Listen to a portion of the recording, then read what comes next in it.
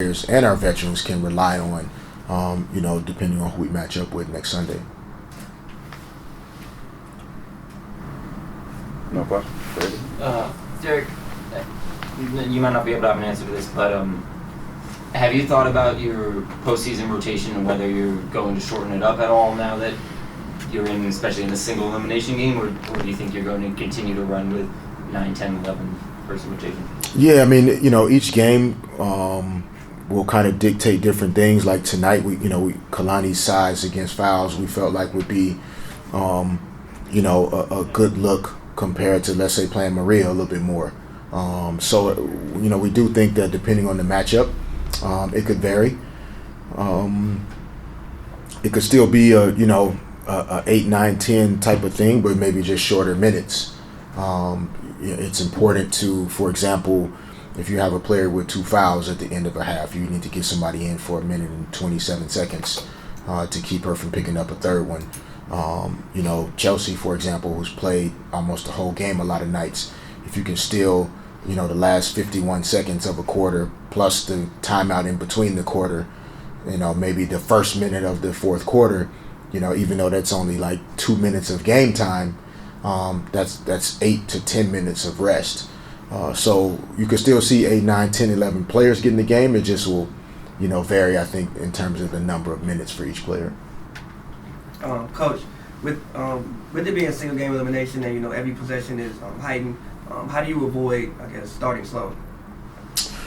That's a great question. I think it's as much mental as it is physical. I think for our team, today's game, it took them a while to kind of get into, I think, mentally. And once they mentally got themselves into it, I think their bodies then started to respond to what they needed to do out there.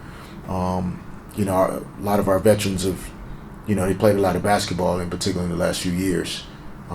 So it's a lot to ask of them, at this point in the season, to get excited about a game that we really didn't have to win. They're obviously thinking about they don't want to get injured or have anything happen that would, take them out of the playoffs in any way or impact them. So, hopefully just the sense of urgency that comes with being in the postseason, being in the single elimination situation, the energy part of it is really the key, I think, at the beginning. There'll be nights where your shot isn't going in to start, but if like your energy, your intensity, your competitive spirit is there to start, then it can be 2-2 after 3 minutes. But you still can give yourself a chance, and when we're locked in that way, we get off to better starts. Derek, how's Elena's face doing? And Yeah. also, not that importantly, but kind of importantly, talk about your dance at the end with Frenchie. That's very important. AB took a pretty serious hit, so I think she'll need a few stitches. I'm not sure how many, but pretty significant laceration to like the upper lip. So, thankfully we have some time, to allow that to kind of heal up before she has to kind of put herself at risk again by, we know she's going to always, go for the ball, reaching for steals, getting in there, mixing it up, and that's what we love about her. It's just, it's been a difficult year for her, which just seems like something, pops up every time, but try and, tell people all the time that's what makes grown people cry after they win championships in sports, because you remember all of those times where it just seemed like everything was going wrong, and every time you took a step, your shoulder hurt, or you got hit in the face, or bad call, or I didn't play as much, or whatever that is negative. And none of it makes sense until you're the last team standing, and then it all kind of makes sense, because that's when you feel that, I needed to experience all of those things so that I could stay tough mentally, in the biggest game of the season with 2 minutes to go. The dance part, not great. I would rate it pretty low, but no, I think, sometimes we take things just way too seriously. And for myself, just personally and professionally, like I'm thoroughly enjoying this. And so I don't think I should have to hide that and be taken less seriously as a coach because I do a dance step or two, which is a customary thing following Sparks wins. And if our players are willing to do it, even though it makes them uncomfortable at times, then I have to be willing to do it as well. Although Marina got herself off the hook the last time, she just took off running. So we'll have to see if we can convince her the next time she's in that position. Now that I've done it, then she can't run away from it. Coach Rico Cabrera, Philly Sports Scene. Coach, two things very quickly. You have to be very, very gratified on 14 consecutive home game wins. Yes. Let's talk about that as a milestone in your first year as a head coach. And then, of course, the more tangible energy source of the crowd building you momentum, giving you the send-off for the momentum. Can you couple those two together and For sure. talk about how that really has made a big, big difference in the season? Yeah, no, it's been huge. I think, the Sparks historically have a heavy kind of road record to start the season due to sharing the building with, Lakers, Clippers, Kings. So anytime those teams are making postseason runs, then, you have no dates in May and June to rely on. So you're always going to be on the road the first half of the season, and you just have to kind of hold it together, which our group was able to do. And then coming out of All-Star break with the heavy home schedule, we've been able to take advantage of it, and our crowd has played a huge role in it. In my experience, great teams are dominant at home. That's kind of where it starts, and then you kind of have to learn how to win out on the road against good professional teams. And I think we've been able to take care of that part this second half of the season in terms of being able to win at home and struggled on the road at times. And so, our crowd is one of the best, if not the best in the league when you think about how many other things there are to do in LA, but to go inside for a couple hours in the summer. And so, we're very appreciative of their energy, their support. I know our players are. And, that's another reason why, we need to, I think, be grateful and thankful for where we are as a team. Every team doesn't have this luxury of having 13,000 people showing up on a Sunday afternoon, when the sun is out. It's just not something everybody can say they have. And we can't take that for granted. We have to come out and play with the spirit and the fight of the city, the fight that our fans show for us. We have to make sure we give that back every night. Hey, Coach. Jason Taylor from CG Sports. A two-part question. How do you feel now that this first season is up? How do you feel about it personally? Where do you think the team is going heading into the playoffs?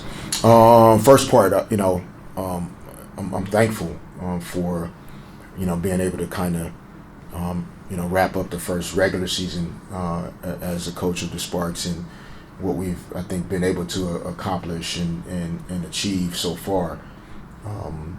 A lot of uncertainty coming into our season to begin with, and then, there's 3 minutes into it, Candace goes down, and, we just have nonstop reasons why we shouldn't be, the third best team in this league record-wise. So, I'm excited about what we were able to do in this first year as we learned each other, learned a new way to play, a new system, tons of new personalities and egos and personalities in the locker room. When you talk about all of us in terms of our coaches and video coordinator, everybody was new. And then Alexis Jones was new, and Kalani Brown is new, and Marina Mabry's new, and Shanae Agumbake is new, and TRP is new, and that's not easy. It's a lot of personalities to try and still mesh and be on the same page. So I'm really thankful for the type of group we have, that we've been able to still find some consistency through all the change. And then going into the postseason, I think in my experience, it's always hard for me to put a full, assessment on the season until after it's complete. It's in this city, in my experience, if it's not until after it's over. Did you win a championship? Did you not? How did you look during the postseason? Who's the competition going forward? Where are your strengths and weaknesses? And so until it's wrapped up completely, I probably wouldn't be able to give it a full, grade or assessment. But if asking me today, I think collectively we've done a really great job of holding this thing together, and we're healthy at the right time. We're playing really good basketball, in particular here in LA, and I think we legitimately have a chance to contend for a championship, and that's all you can ask on a daily basis. Coach Chris Camello, Nightfall Media.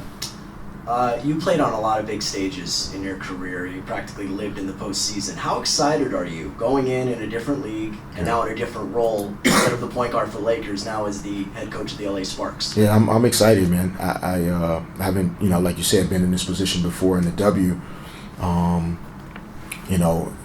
Single elimination is a different experience and will be a different experience. But I'm genuinely excited. Like I'm not out there anymore. But I still love to compete. I still love to figure out, what are the buttons to push to try to help the team that I'm on win. That's what I go to sleep and wake up thinking about every day. Is what more can we do to help our group? So I'm excited about this opportunity, and looking forward to the challenge of trying to win a game where you have to win it in order to advance. And my playing experience, in the playoffs is, even when the first round was 5 games, you had at least 3 chances to try and, win a game to keep the series going. And then all playoff series became 7 games at a certain point. So, the only time it's really single elimination mentality is when it's an elimination game for one team or the other. And then, as a coach, it'll be my first time in this position, and I'm looking forward to the challenge of it. Whatever emotions and anxiety and everything that is there next Sunday, it's all a part of the process. Megan Hines from the South Report. Can you just talk about how you've kind of held the Lynx under 40% in field goals and under 30% in three-pointers? Just talk about your defensive pressure against them.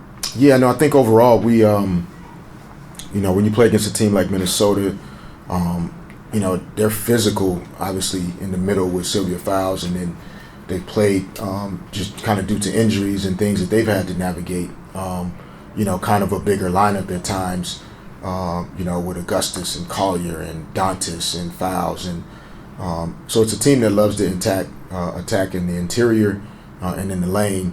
And so even though at times they missed some open shots, they were mostly from the perimeter. And when you play against certain teams, you can't stop everything. And so you have to make some decisions on what is it that you're willing to give up in order to give yourself a chance to still win. And so I thought we did a decent job of forcing them to continue to shoot the ball from the perimeter, not let Odyssey Sims and Robinson get into the lane every possession, try to make Fowles work as hard as possible for everything that she gets in the middle. And that, perimeter, somewhat contested jump shots give us the best chance to win against certain teams. It worked for us today. But if we play Minnesota next week, it could be a different formula. Some of these shots that they missed today could start to go in, and we have to be able to adjust. Last two, Amanda and John. How did you go about kind of understanding the playoff format for the WNBA? And how does that kind of, how did you take that kind of knowledge, going forward into this coming week, watching the first round, and how are you going to assess the team? Yeah, it took a while this year to really connect to. At one point, there was, I think, the semifinals. I was told, not necessarily by an expert or the league, but that was a 3-game series, and then the finals was a 5-game series. So it took a while for me to look this information up myself and say, okay, let me be clear myself that semis are 5, finals are 5, first round, second round, single elimination. And so it became a really, I think, good motivating factor to try and move up the board as high as possible. To, if you can, try and get into the top 2 spots.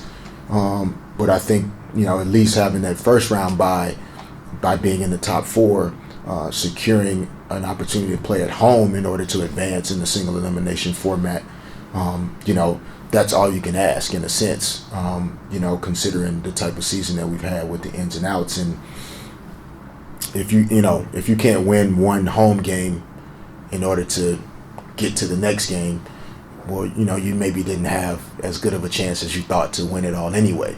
So, 3 seed, single elimination, we're going to be in that position at some point. If we're fortunate enough to get past this second round, it'll be an elimination game, and we'll have to figure out, how to win. So, the 34 regular season games, how quickly it goes, the format in the postseason, those just all became things that, made me even more excited about having an opportunity to coach in the W, because you don't have time to always figure a lot of stuff out. You just have to adjust and adapt on the fly and push whatever button that works today and then worry about the rest tomorrow. And that's different than what my playing experience and coaching experience has been, but it's been fun so far. Last question. Coach John W. Davis with W Insider. Being that this is going to be your first game as a head coach in the playoffs, do you feel like you should go forward and just do what the team has been doing, or do you feel the need to add in a few more new wrinkles? You kind of mentioned and alluded that sometimes you like to kind of play it close to the vest during the regular season. Yeah, I think that we're always going to be capable of and will at times do different things in order to help us win, whether regular season or postseason in particular. I think my thing with I guess quote unquote keeping it close to the vest, or I think more clearly just keeping it really simple, has been a part of my philosophy that I've evolved into, because ultimately that's what it comes down to, is your ability to execute the most simple, basic things about playing good basketball. Good passing, good spacing, good shooting, defensively, being active, being physical, communication at a high level. So all of the things that you practice starting on May 5th, like that's what you have to hang your hat on. If one play in the third quarter of a playoff game that you call out of a timeout, that's not what gets you the trophy. It may look that way on TV. People may think that, but ask every coach that's ever won a championship if his or her magical play out of a timeout is why they think they won the championship that year. Go ahead, I'll wait. The answer won't be it's about them. Good coaches and good leaders always empower those that actually are the ones out there, and it's up to them to win and make it happen. That's part of the gratification of the job, is that you don't have to be the one that gets the credit for what happens out there. The players are supposed to get the credit. So I just believe in focusing on the very small basic things that when you come out of a timeout on the defensive end, for example, if we don't communicate with each other and we execute a switch poorly because I didn't tell you to switch, instead of me assuming that I have to tell you what I need you to do. And during the course of the regular season, that's what you're supposed to be becoming like the best in the world at, is communicating clearly to your teammate. That's what helps you win. It's not, you don't need a new defensive scheme for me to tell you to switch. But time and time again, what you see a lot of times in the postseason is two people go to one and one person ends up wide open. And it wasn't because they're confused about the play being a magical play. They just didn't communicate what they wanted to have happen. Maybe that's the anxiety, the nervousness. Oftentimes it's self-preservation, because you don't want to be the one that made the mistake. So then you just go do something because you don't want to be the one to mess up, but you didn't tell your teammate that that's what you were thinking. That's just my firm belief. With all that being said, yes, there will be times where we come out of a timeout and we do some things a little different than what we've done thus far. Thank you. All right. Thank you. Appreciate it.